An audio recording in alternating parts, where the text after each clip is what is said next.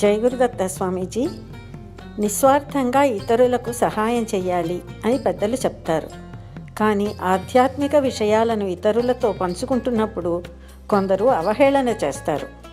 అటువంటప్పుడు వారికి చెప్పాలా, లేదా మౌనం వహించి ఎవరి కర్మకు వారిని వదిలేయాలా? జై గురుదత్త.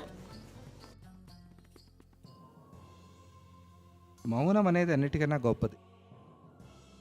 మౌనంగా ఉండటం చాలా ఉత్తమం. ఎవరికి ఏం చెప్పాల్సిన పని లేదు.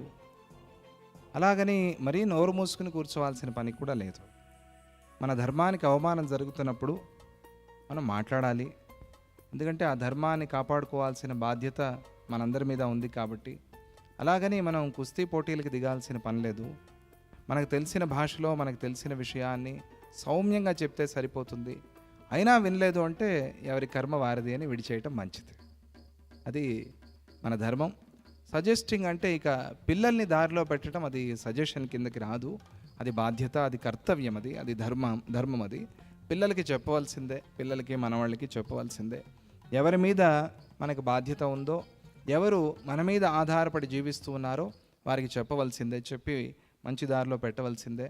అది కూడా వాడికి 16 ఏళ్ళు వచ్చిన తర్వాత పుత్రం మిత్రవదాచరేత్, వాడు కూడా మిత్రుడే అయిపోతాడు. అప్పుడు కూడా మెల్లమెల్లగానే చెప్పాలి తప్పించి గద్దించి చెప్పడానికి వీల్లేదు. అలా స్పిరిచువాలిటీలో చెప్పు అని ఎక్కడ చెప్పరు. స్పిరిచువాలిటీలో నీకు నువ్వు చెప్పుకో అని చెప్తారు. అదే స్పిరిచువాలిటీ. కానీ ధర్మపరంగా ఆలోచిస్తే మాత్రం మనం చెప్పి తీరాలి. ఆ ధర్మం కోసం మనం నిలవాలి. నిలిచినప్పుడే నిజమైన ఆ ధర్మశ్రద్ధ మనకు ఉన్నట్టు లెక్క. ఎవరో ఏదో మాట్లాడుకుంటారులే అని ఊరుకోవటం కాదు. గోహత్య చేయొచ్చు అని వేదంలో ఉంది అని ఎవరో ఒకళ్ళు లేచి అంటాడు. వాడు చదివింది అంతే. గోహత్య చేయొచ్చు అని వేదంలో ఉందిట. అది గోమాంసం తింటే ఎక్కడ ఉందో చూపించమనండి. వాళ్ళకి తెలిసింది అంతే. ఏదో ఒక మంత్రాన్ని పట్టుకొని దానికి ఒక ప్రకరణం అనేది లేకుండా, వెనక ముందు ఆలోచించకుండా అదొక్క మంత్రాన్నే తీసుకుని ఆ మంత్రాన్ని గురించే వివరణ చేస్తే అలాగే ఉంటుంది ఏడుపు. అది చాలా పొరపాటు, అది చాలా తప్పు. వెనక ముందులు ఆలోచించుకోవాలి. స్మృతి పురాణాలు వాటికి కలపాలి. ఆ శృతికి కలిపిన తర్వాత దానికి ఒక అర్థం వస్తుంది. అర్థం వచ్చిన తర్వాత చెప్పాలి. గోహత్య చాలా దోషము, చాలా తప్పు.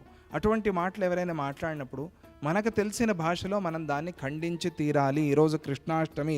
అందరూ కూడా ఆ గోకులం అంటే స్వామికి చాలా ఇష్టం కాబట్టి గో సంరక్షణ కోసం కంకణబద్ధులు కండి, సంకల్పం చేసుకోండి. ఎవరైనా అలా మాట్లాడితే మేము వాళ్ళకి చెప్తాము అని అందరూ కూడా సంకల్పం చేసుకోండి. అది చాలా ముఖ్యం. అలా ధర్మం కోసం నిలవలసి వచ్చినప్పుడు నిలిచి తీరాలి. అది చాలా ముఖ్యమైనది. ఆధ్యాత్మికంలో అంటారా, అందులో మౌనం చాలా ఉత్తమమైంది. మౌనంగా ఉంటే చాలా సంతోషం. జై గురు.